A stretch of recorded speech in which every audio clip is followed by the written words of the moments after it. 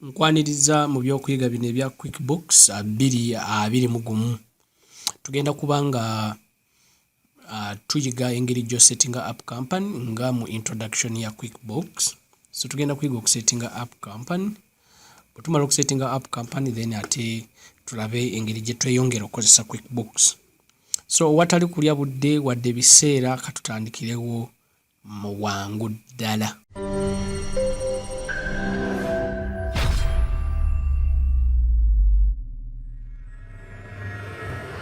So ngenda maaso okulaunchinga QuickBooks.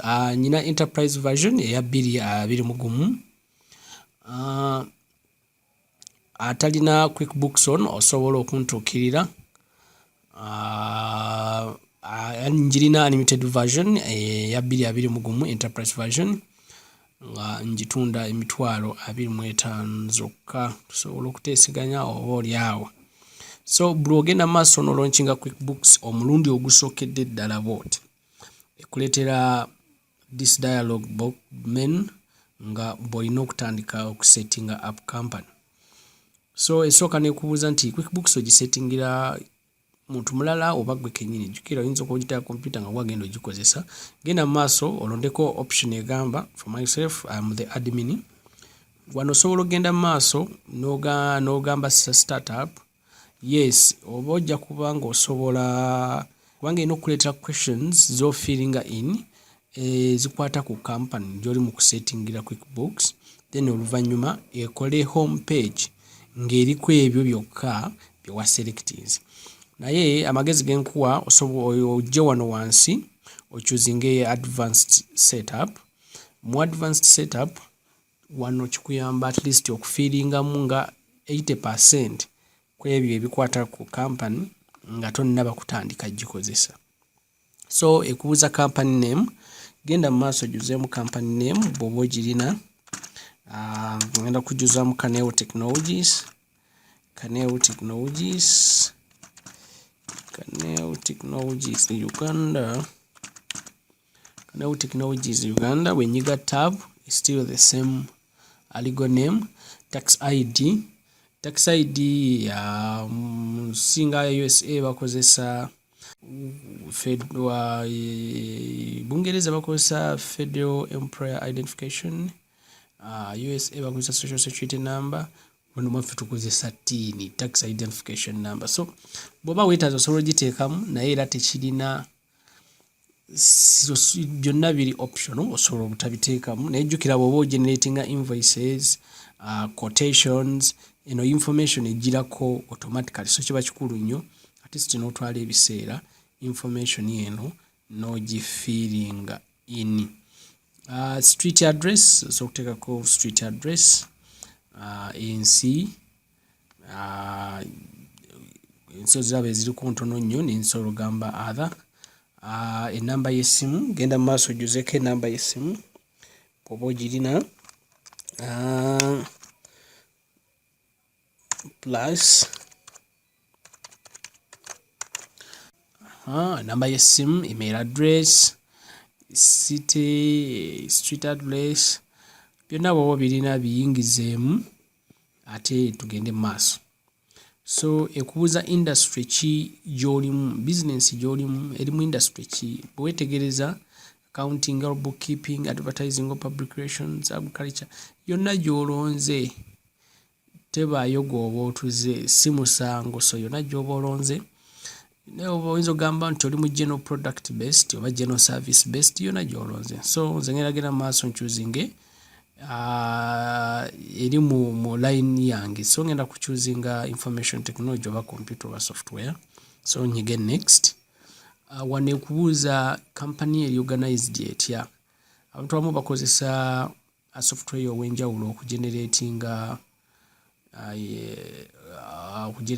reports at the end. So choosing any of these according to how your company engeri gyeri organized. Naye ngenda gamba other oba none. Nyige next. Fiscal year, omwaka gutandika ddi mu company yo. So omwaka gutandika mu January, sure mpozinga mugombe gutandika bulala. So genda maaso choosing okusinga byagala. Ejja kubuuza gye bayita admin password. bw'oba tugisetinze by default the admin password is admin.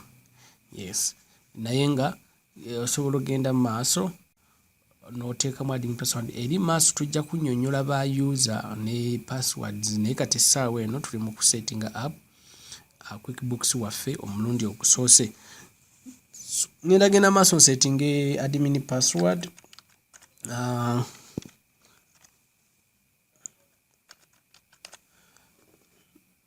So maze okusettinga admin password, sengamba nti ngende maaso n'ocreating a company, ngenda kunyiga next. Ndaga wano faayo nnyo okumanya okulaba wa companies bwe ziri saved. Oyinza okwagala ozinoonya nga tolina wogenda kujja files zino, naye olina okwetegereza wa gye ziri saved. So osobola okukyusa ku nsonga ezitali zimu n'obaako gwe gy'ogisavinga, naye weetegereze zino okusinziira ku tree ya folders. Endaga nti mu users public populations internet QuickBooks company files. So ngenda genda maaso ngisavinga eyo, then etandike okugeneratinga interface oba home page nga eriko ebyo byenselectinze, newankubadde nga nyinayo ka quick setup akalala ate okumaliriza okusettinga QuickBooks. Era bwe weetegereza mu title bar yaffe waggulu already eraga nti company Kanel Technologies Uganda. So katusooke tujjemu obudde katono ate erabike nga esettinga QuickBooks. Kimanye nti software ono n'omulala yenna mulina mu bungi.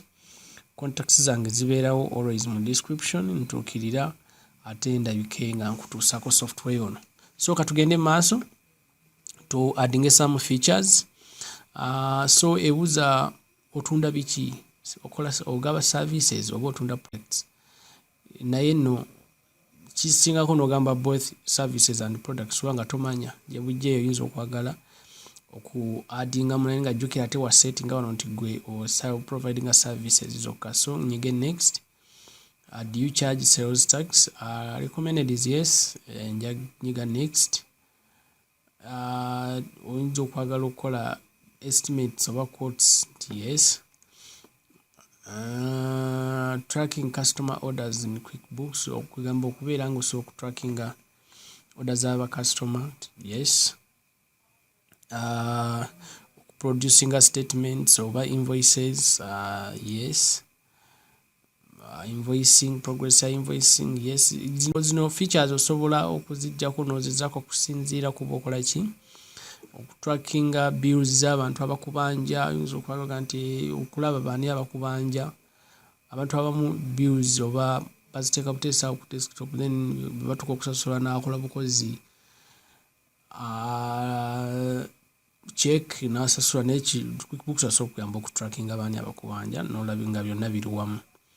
Okulaba inventory, oba oyagala okulaba oba olina products waziyingiza zitambula zitya, stock eri etya, that is option yeyo. Time, tracking time, oyinza okuba nga abakozi bo obasasula per hour. Kati nganze nti nze ncharginga per hour, if for my services I charge per hour. So oyinza okuba nga bw'oba providing a services you need to track the hours. Oyinza kati omukozi omwaka akoledde essaawa bwe ziti.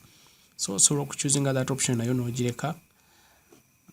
Wano no watera okubuzaabuza abantu olina abakozi bameka, naye nga jjukira wano wansi ate waliwo nti olina bacontractor 100 biki. Genda maaso okyuzinga enno, esigadde osobola obisettinga eri maaso. So katugende maaso tumalirize setup yaffe. Physical ya etandika ddi January 2 omwaka guno 2023 wenkoledde video eno. So bw'omaliriza ebyo byonna, features zino zonna zolaba nga ziriko ticked zezo zo selecting, naye tekitta nezota selecting osobola okujja n'ogiklikingako nayo nebeera added. Charitable contributions zonna zoyagala, so zowulira nga waliwo features zota ticking oba tozota selectinze, osobola okuziselectinga wano ate era n'onyiga next. So katugende mu maaso tumalirize okusettinga up company yaffe mu QuickBooks omulundi ogusookedde ddala. Wano ekuleetera this pop-up menu esooka nekugamba nti oba olinayo abantu b'okola nabo business osobola okuba addinga products nozaddinga the first time nebino tujja bikola gye bujja so ngenda maaso closing ka window ako. So bw'oba olina online account kano kibadde lesson endi offline osobola okuloginga in noba ng'olinkinga buli kimu.